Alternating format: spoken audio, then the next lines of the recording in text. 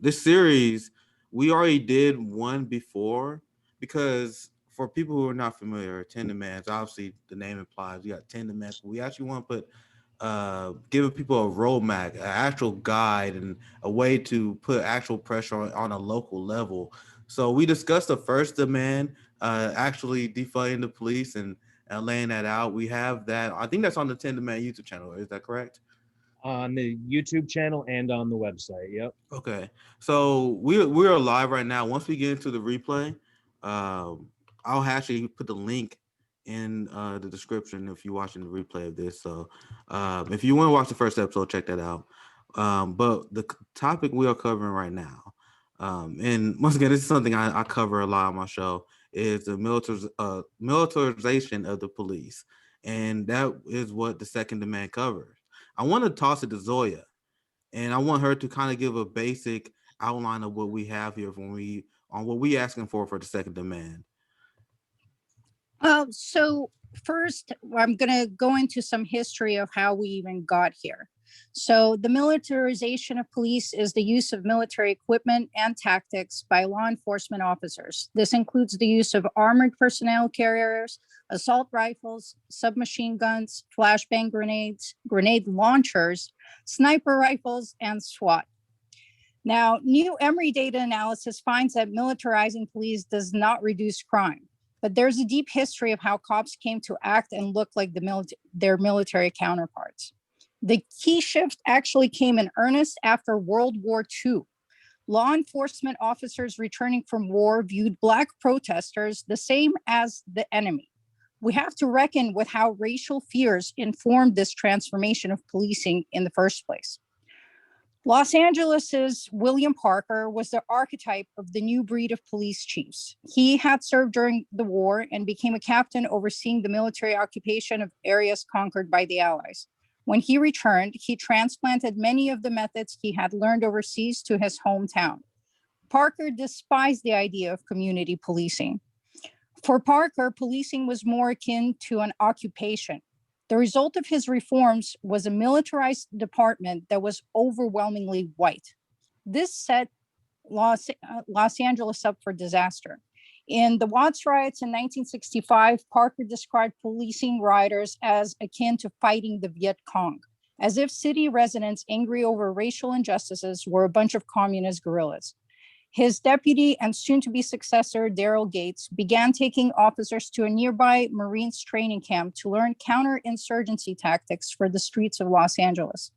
This marked the change in policing.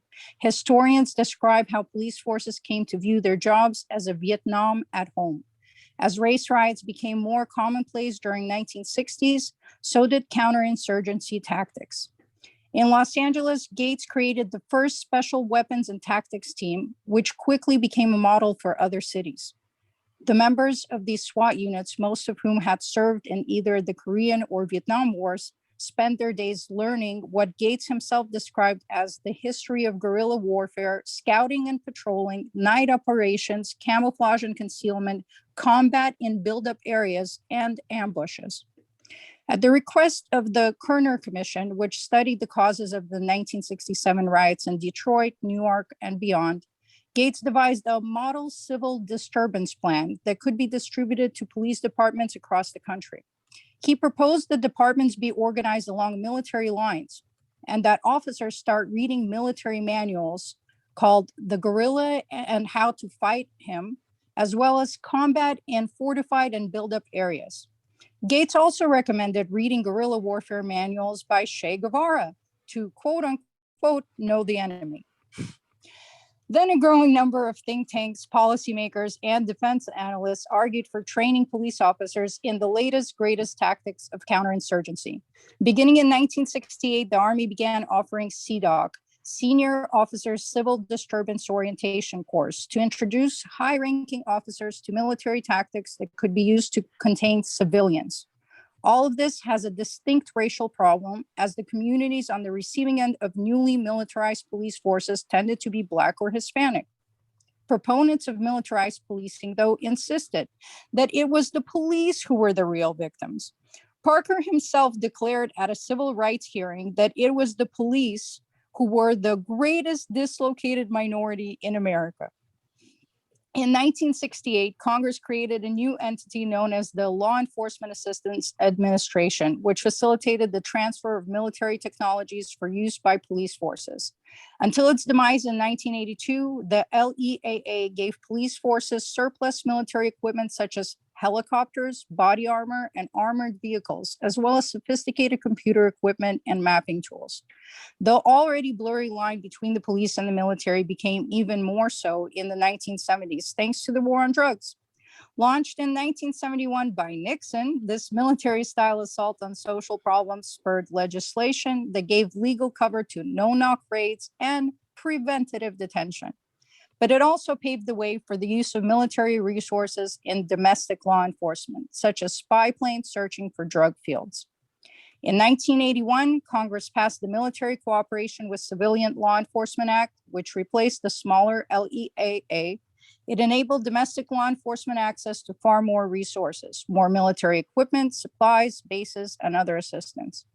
In 1989, Congress gave the Pentagon temporary authority to give equipment that was no longer being used by the military to local police departments. Armored vehicles, planes, rifles, scopes, grenades, bayonets, nearly everything was on the table, so long as the military deemed it suitable in counter-drug activities. The origins of 1033, which refers to the numbered section of the 1997 NDAA that granted permanent authority to the Secretary of Defense to transfer defense material to federal, state, and local law enforcement agencies, lies in America's forever wars on drugs, crime, and terror. The trickle of military supplies then became a flood, thanks in part to this establishment of the 1033 program in 1997, which formalized and expanded a set of existing programs designed to give police access to military supplies. Best part is the Department of Defense could now transfer excess military equipment to cops for free, and the equipment has sometimes vanished due to lack of oversight. Since 2001, police departments have acquired everything from attack helicopters to grenade launchers, never mind more garden variety weapons like M16 rifles. SWAT rates have also increased drastically, and 20% of cops served in the military. Yeah. I just wanted to give some historical background. That's a good breakdown, because 1033 is the big mechanism that drives this. Am I correct? It is not the only one. Yeah, it's a giant one. Yes, absolutely. And what's crazy is that there's no evidence, not only that the 1033 program or police militarization makes our communities safer, it doesn't even make the cops safer, and it doesn't save taxpayer money. In addition to being able to get all of this military grade weaponry for free, these municipalities and states are also every year increasing their police budgets. So it's not like they're taking this free equipment and saying we can take less money out of the school budget or other services that are desperately needed. So we're not keeping anyone safer, and we're still spending the same amount of money. Since its inception, actually, the 1033 program has resulted in nearly 10,000 jurisdictions receiving more than $7 billion of equipment. It's, as Zoya said, it's been used in police raids, as well as police violence against protesters, obviously including the recent protests for racial justice. Of the more than $7 billion worth of equipment that's been transferred to state and local law enforcement, more than half has been transferred in the last decade. So it's actually becoming an even bigger problem every year. Since 2011, $390 million in equipment each year has been delivered to local law enforcement, distributed to more than 6,500 agencies in all 50 states and several territories. From 2011 to 2014 alone, for instance, the military distributed more than 29,000 military-grade rifles to 18,000 law enforcement agencies. And perhaps the craziest part is that police militarization does not just impact police departments. These are used by K through 12 public schools and colleges as well. The K through 12 schools, colleges, and universities have received millions of dollars of heavily militarized equipment. As of today, state and local law enforcement possess more than 60,000 military-grade rifles, 1,500 combat-ready trucks and tanks, 500 unmanned ground vehicles, which are essentially landed drones, dozens of military aircraft, and much more, including a rocket launcher. This dating back to Ferguson, police were, as we know, mounting heavily armed and very violent responses to protesters there and elsewhere. And President Obama actually signed an executive order in 2015 that implemented some of the reforms the ACLU was recommending, including oversight procedures for some classes of equipment, banning a few categories of equipment, and mandating that the data about this program be made public. Of course, Donald Trump ran for office promising to rescind Obama's restrictions. And in 2017, shortly after encouraging police brutality, to say the least, in a speech to cops in Long Island, Trump made good on his promise and rescinded the executive order. And as we were saying, the 1033 program may be the biggest, but it's not the only avenue through which the federal government funnels these type of resources into states and municipalities. State, local, and federal law enforcement agencies, domestic agencies, receive billions of dollars in funding from the Department of Justice and Homeland Security as well. So we, at 10 demands, our second demand is to demilitarize police. This is something that can start right away. Until Congress can abolish the 1033 program, we can demand that President Biden put a halt on all new transfers of military equipment. And when Congress revisits the NDAA, it should abolish the 1033 program altogether. And like legalizing marijuana, for instance, it's not enough to just legalize it. And in this case, it's not enough to just make it illegal. We have to do more. We have to go the next step, which includes amending Title 10 U.S. Code Chapter 153 that would create new protocols for the decommissioning of military equipment, meaning it could actually not be distributed domestically. And it should also include not being distributed to countries like Israel that are using them for purposes we clearly don't agree with. All of the money that is spent and all of this equipment that is distributed, we believe, just like as we defund the police and reallocate that money to the most impacted communities, as we do this after amending these protocols, we at 10 Demands recommend prioritizing economic growth, community health and safety, and environmental restoration, particularly in Black, Brown, and Indigenous communities that have historically been underinvested in and excluded from government grants. Well said. And when it comes to the additional militarization of the police and with 1033, I'm asking, is it true that they're actually increasing the flow of military supplies under Joe Biden using 1033? I'm not sure. It wouldn't surprise Nick, if I had to guess, I would say that it's just always increasing. Right. Yes. And that's one of the things that with the red blue dynamic, you're not going to see that change because the Democratic Party, I mean, their senators take more money from the police than the Republican Party do, despite a lot of people in their understanding. I do want to bring Anand in here, and I want to get your kind of analysis and your breakdown on the current problem of the militarization of the police. What's your thoughts? Well, I'm glad you just mentioned that because we had two bills passed this week that actually increase police, like that are centered on law enforcement, that increase the military and police budget. There is the Asian anti-hate crime bill, which, like AWKWORD said, it's just all that bill does is just increase grants to states and the federal government to police and more multilingual dispatchers. More, as AWKWORD has talked about, more police presence and more weaponry does not stop crime.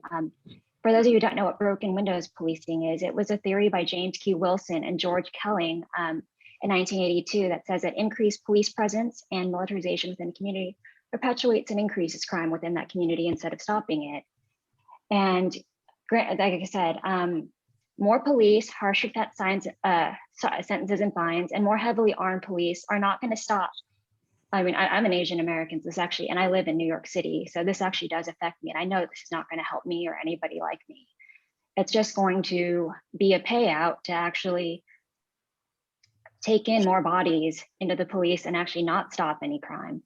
What actually does stop hate crimes, as we talked about in demand number 1, and AWKWORD mentioned this, is to invest in fair housing and first have to defund the police. We got to invest in fair housing, desegregate schools, change school curriculums that that encompass more ethnicities and more world history as opposed to the Eurocentric storytelling that we have in schools right now, and provide money for job training and local business development. That's actually what stops hate crimes, not funding the police more.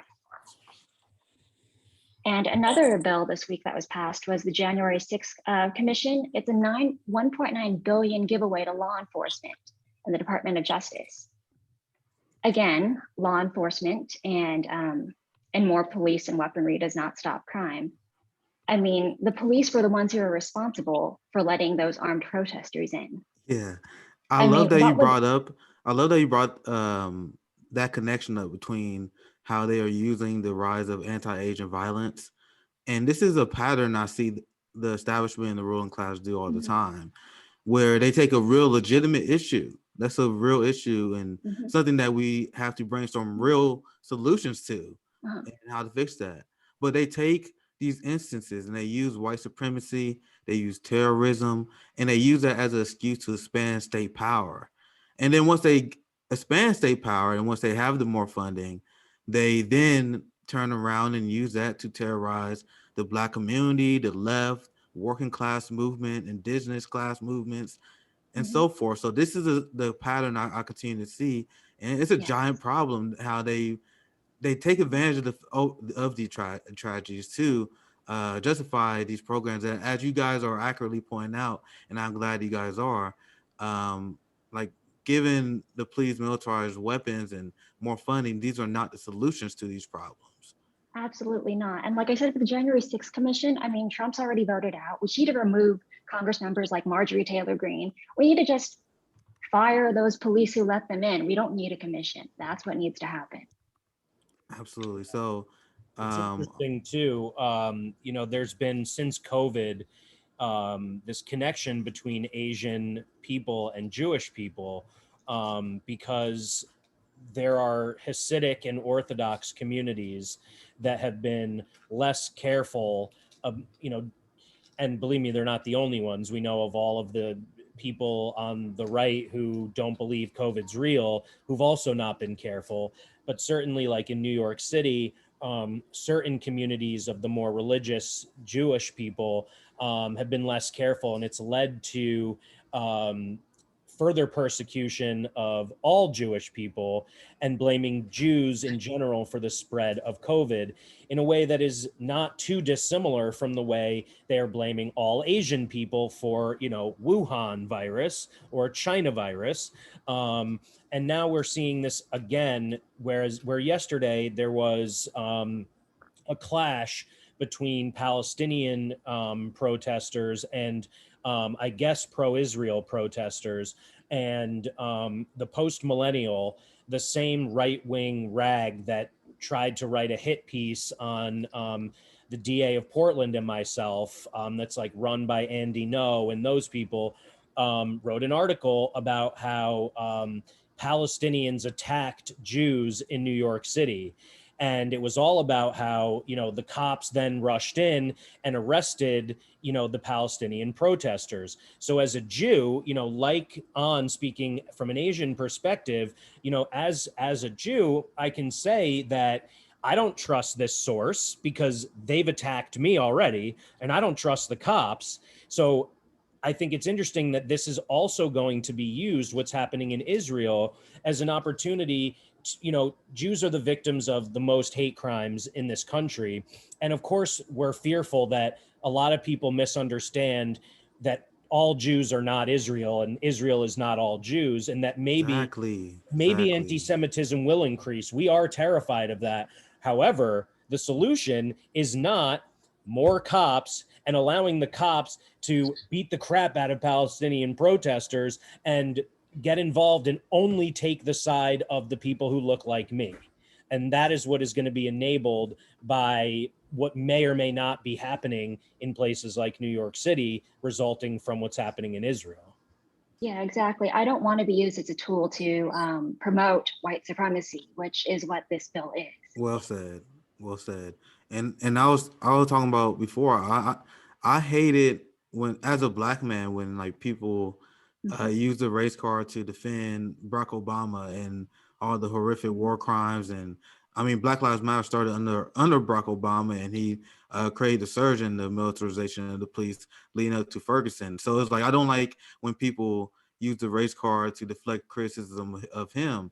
So I'm like, I can only sympathize with what it like to be a Jewish ally like yourself, and seeing people use anti-Semitism as a way to silence people. I seen Jewish allies say they have like internalized anti-Semitism for criticizing Israel, and that's why An's what she says on the money, because it's actually anti-Semitic to assume that someone has loyalty to Israel because they're Jewish. 100%. This guy was, arguing with me like the other day, telling me that my homeland was Israel. And I'm like, it's not. My homeland is where I was born. Okay. I happen to have been born is where I was born. That's because of that. That's my homeland. Like, stop. You don't know. Like, you're not even Jewish. Like, what are you talking about? And to what you were saying, Nick, the data is out there that cops are 300% more likely to use violence and their military grade weaponry against leftist protesters than right wing. Wow. Wait, say that again. 300% more likely to use violence against us than, for instance, the people who are waltzing into the Capitol building to murder elected officials. I mean, I'm not surprised by that. It just always still shocking to hear the number. Exactly. Like, dang. Yep. I mean, it's like, well, I could have guessed it, but to see it in writing is pretty astonishing.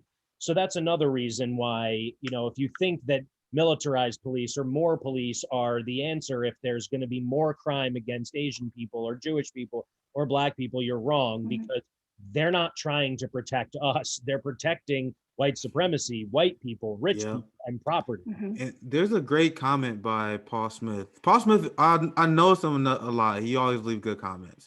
So shout out to Paul. U.S. police gets its training and police demonstrations from the IDF. That's why I want to mention that, because that's why we brought that up. I think discussing Israel Palestine is very relevant in discussing the struggle for police abolition. Because I covered on my show, and I'll pass right to you, Arco, because the ICC found, and they did an investigation that showed American police, the way they treat African Americans constitutes a crime against humanity and violates international law.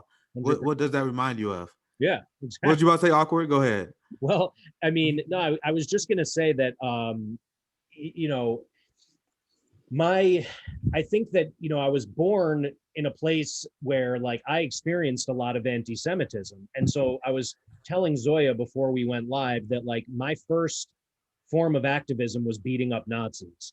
And I learned that wasn't productive. And as an abolitionist, I now understand that anyone can be transformed, and that, most of these people who I considered to be punch-worthy were fed generations worth of disinformation and could unlearn what they'd been taught since birth. And however, coming from that and knowing my history of the Holocaust and the pogroms before that, it's like a fear that all Jews have that it could happen again. And it's also the reason why a lot of Jews are such, active allies, because in a way we can relate to the struggles of oppressed peoples and, marginalized, typically silenced peoples in this country, Black and brown and indigenous people.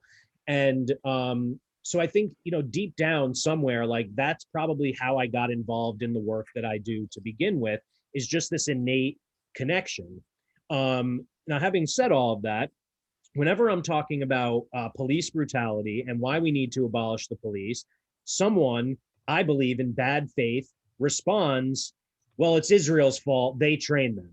And I think that's, I think that's trying to switch the subject, alter the narrative, take focus away from the fact that policing in this country was created following slavery, around the time of the Black Codes, where they were changing laws and creating new felonies to enable profit to continue off the backs of Black people. It's an inherently American and white supremacist institution. It's only been a number of decades where the NYPD, for instance, and the IDF have worked together, training each other, sharing information and such. So when that's your first response to me talking about American police violence and what we need to do here, my immediate thought is that you're an anti-Semite. However, in the context of today, where we're seeing what Israel is doing, what Israeli cops and military on the grounds of their country are doing to Palestinian people, and how strikingly similar it is to what American cops and the National Guard and other feds are doing to Black Americans and brown Americans and protesters on the left who are fighting against fascism, it is a very appropriate thing to talk about. In this context, it absolutely does make sense. And it is worth noting that their behaviors are similar because they trade information, they trade trainings, and also Israel is funded by the United States. There's a reason they vote together in every UN vote. They always vote against everybody else. The US gives them tons of money and all of the military equipment that they're not giving to the cops here. Well, also, I mean, the whole Galit and like Israel program is to protect American interests for oil. That's what it really comes down to. That is not the fault of Israel. It's our own government's greed. It's our own government that's perpetuating this.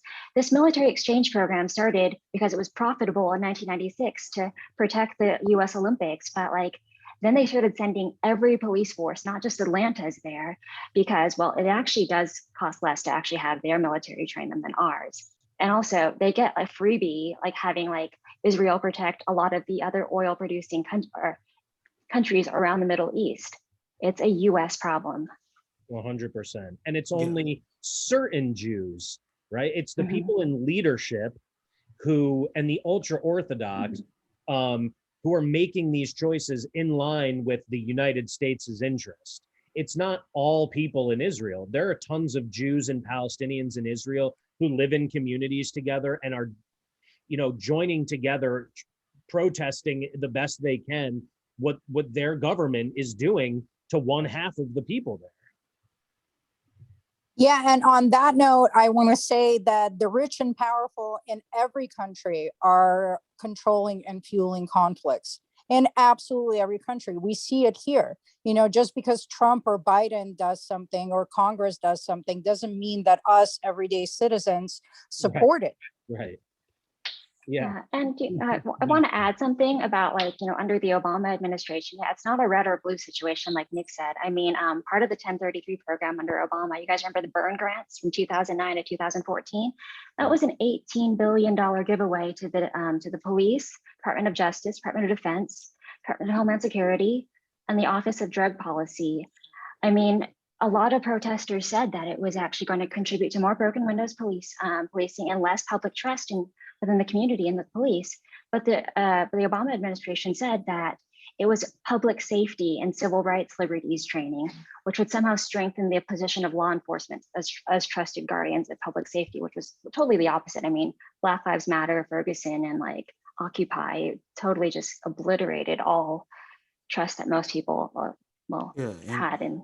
I just want to emphasize the absolute rank corruption that is involved in this, because I want to put it in a very simple terms.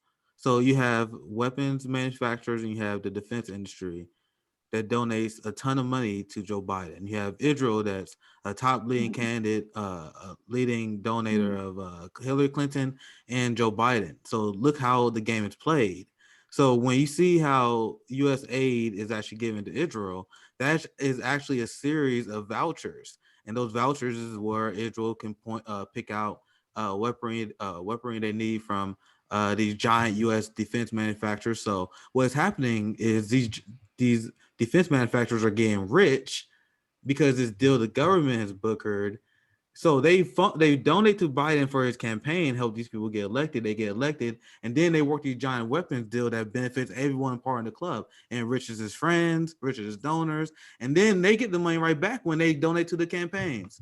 It's a giant club, and the same problem exists when it comes to the militarization of the police as well.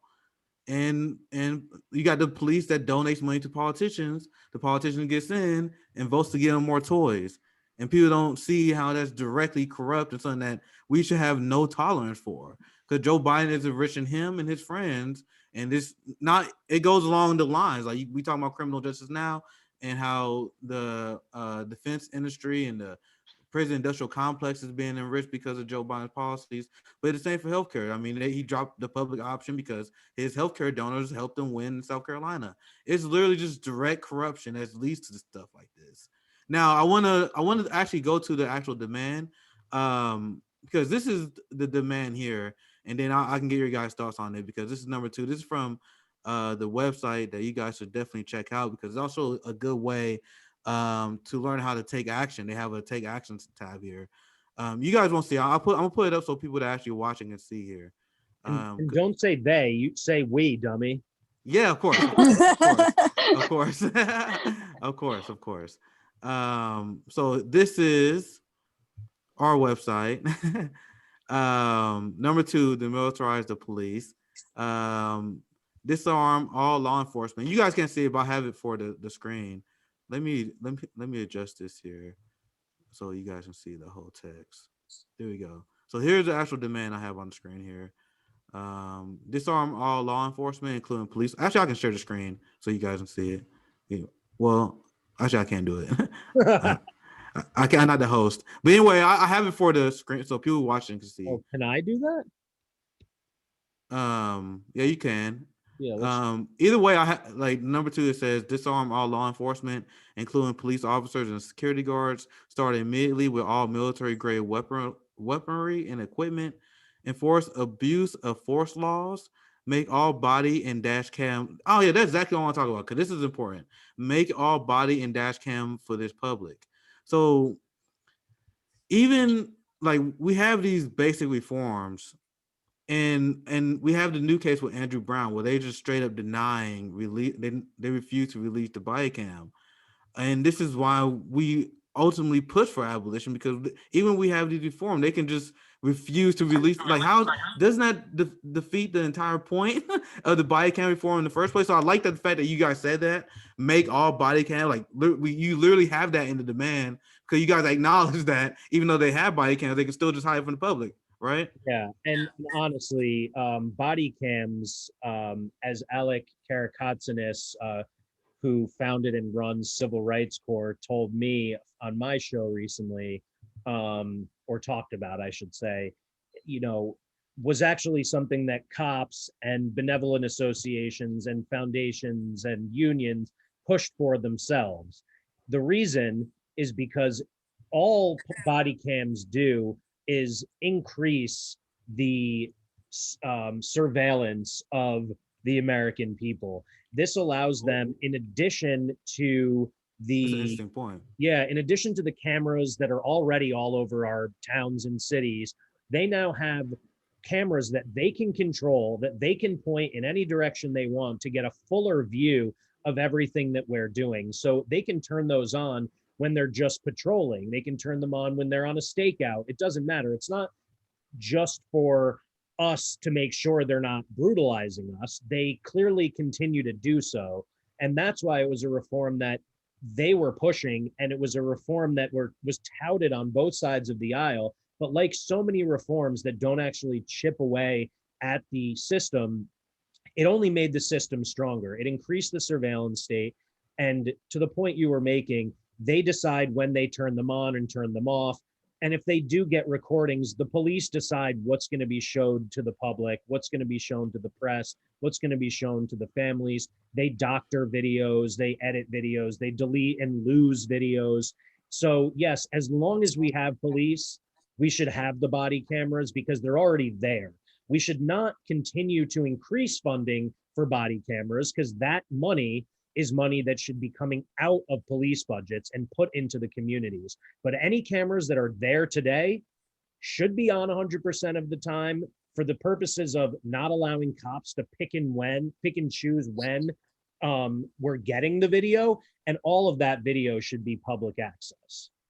Yeah, I think turning off your body cam should be like a criminal offense. Absolutely. And now in hindsight, like I remember thinking at the time, I couldn't believe they actually got that through when that reform became a thing. But now in hindsight, I'm like, yeah, it makes sense now. Like it makes sense how they was able to get that done because ultimately the cops are still under control, and there's actually not a forfeit of power. They're actually increasing their power, and that's why that's a very important point. You said actually increase the surveillance of the state. And then there's a great comment here by Nancy D that says, also, body cams are being used to collect facial recognition data. Yes. Very interesting. But what would you about to say? Well, to her, I think it was a her, or to their point, that is absolutely true. And we know also from data that facial recognition is incredibly faulty and untrustworthy and used to further target Black and brown people, and of course the poor as well. And this whole thing though about like improving technology and increasing funding for police for these reasons is similar to what they have done with electronic monitoring and expanding probation and parole and when it comes to mass incarceration. There are tons of people in this country who are essentially imprisoned in their own homes, who have electronic monitoring that they have to pay for, that prevents them from leaving to do anything except work. And, obviously, if they have a record, it's hard to get a job. So they have to choose between feeding their families, going to the doctor, and paying for their own surveillance. And there are tons of people who are in this position who would never have been put in prison before this. So again, it was a reform that was meant to be like a gentler form of genocide. We're instead of putting them in a cage, we're just gonna watch them on the outside. And it sounded good. It sounded like a step in the right direction, but because the courts and the prosecutors never would have pushed to incarcerate these people on low-level crimes, it's actually expanded the population of people under state control. Yeah, I also want to add that because this system is so thoroughly corrupt that anything we try to do always gets co-opted by the people in power and used against us. And that's why we have to be so careful about what we put our, what we support as abolitionists. If it is not decarceral in nature, we can't support it. So the George Floyd Act may have been created with good intentions, but it gives $750 million more to police to police themselves. And it doesn't even make what killed George Floyd illegal. So we can't support that. We can support an alternative recommendation like the Breathe Act that actually talks about reallocating funding for carceral punishment into the communities. So that is much more in line with what we at 10 Demands are pushing for. Yeah, and I just want to also add the main proponent of crime is poverty. You want to stop crime, stop poverty. And that is what defunding the police is all about. 100%. Yeah, we are actually the serious people in the room. And that's how I like to frame it, because I ask these people to explain how we spend so much money in police budgets, but it is not reducing crime. But when you look at things that actually reduce crime, things we advocate for, like additional money in healthcare, housing, mental health care, like these kind of things are proven on multiple societies and multiple continents and different cultures to decrease crime. So we're the only one who actually advocating for the real thing. I have something I want to, what are you about to add there? Well, I was just going to say, to your point, Andrew Yang in New York is like leading the race for mayor. And there was, yes, I wanted to talk about him. Yeah, there was a violent attack in Times Square.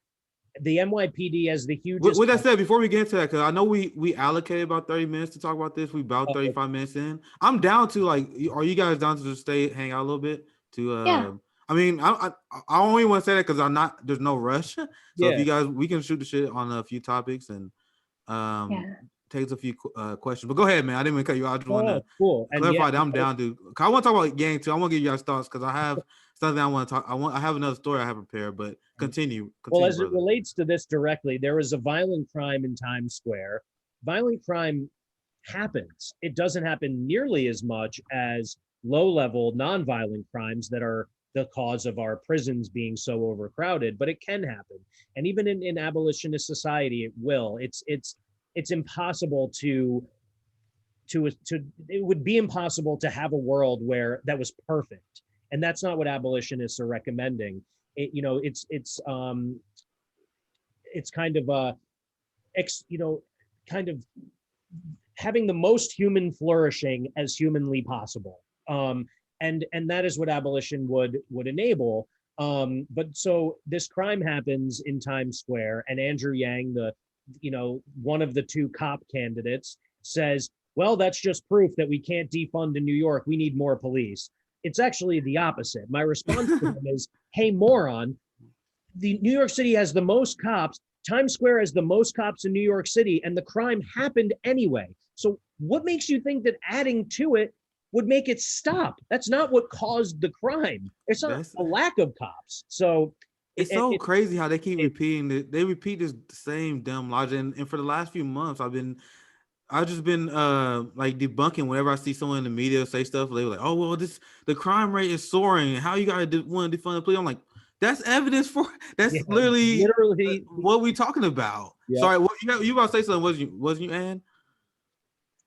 Oh yeah. Well, I actually had some issues about that because I actually lived under Bloomberg, who actually his successor or his predecessor, Giuliani, they were both law and order candidates. They were like conservative Republicans who increased police budgets, and their idea of reducing crime was more police. But really, you found out that they were behind the scenes. Kind of talked about the body cams. They were manipulating schedules. They were hiding police stats. They were forcing quotas. I mean, there's a whole documentary on Hulu called Protect and Serve about this. And there's also the case of Adrian Schoolcraft, the whistleblower in Brooklyn, who actually got put into a mental institution exposing this. And when I lived under Bloomberg, I did not stop crime. I had a roommate who actually was a young man. He was African-American. He got stopped 3 times. He was an engineer with a master's degree. He got stopped by studying at the library at his school. And they said they checked his backpack 4 times. He went ballistic the 4th time he got detained because he told the cops to go fuck themselves. And he got detained just for that. Man, I'm like, Eric Adams terrifies me. Yeah, absolutely terrifies me. And Andrew Yang, and within more recent comment, he had another comment where he was discussing mental health. If you guys give me a moment, I could find it, and we can because it's actually pretty insane. But what would you about to say, Awkward? Well, I'll just say, while you're looking for it, what An was just talking about is exactly the story that that was told related to the murder of Eric Garner.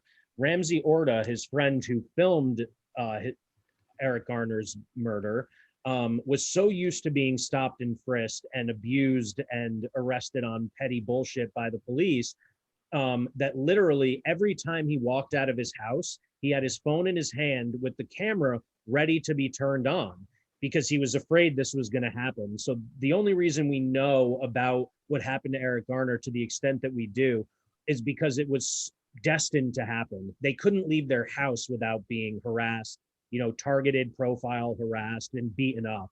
And so he was able to film that video. And of course, many of us know what happened to Ramsey after that. The police trumped up charges on him. They threw him in jail, and then they tried to poison him when he was there because he had evidence of their wrongdoing. Yeah, and sorry, go ahead, Zoya. I'm just chiming in on this. Fear is a way that societies are controlled, and we are definitely all propagandized by media to fear people and fear crime, so that we surrender our rights, and it happens slowly. So we think we're going to get protection from police, but the data shows that police do not solve or prevent crime. And in fact, when citizens are rising up in order to try to get a sense of justice for themselves economically, racially, and on all points. Right now, what we're seeing is the police are being weaponized to oppress us, to oppress any dissent, to oppress our right to protest and to speak out on these issues. And people just are so scared of defunding the police, but I implore you, white people, rich people, everybody, please understand the police do not protect you. Yeah. William Upsky Wimsat, I think in No More Prisons, maybe in Bomb the Suburbs, but I think in his book, No More Prisons, said we need a cool rich kids movement. And that's absolutely true. If you're privileged, own that privilege and leverage it for good. Sorry, don't mind me. I was trying to see, cause my friend Rome may join us. Since And we actually, just kind on of that hanging note, out. What was that? Go ahead. something you can do, if you aren't rich but you are a cool kid, you can't get out to protest, you can't afford to give to mutual aid in your area or whatever it may be.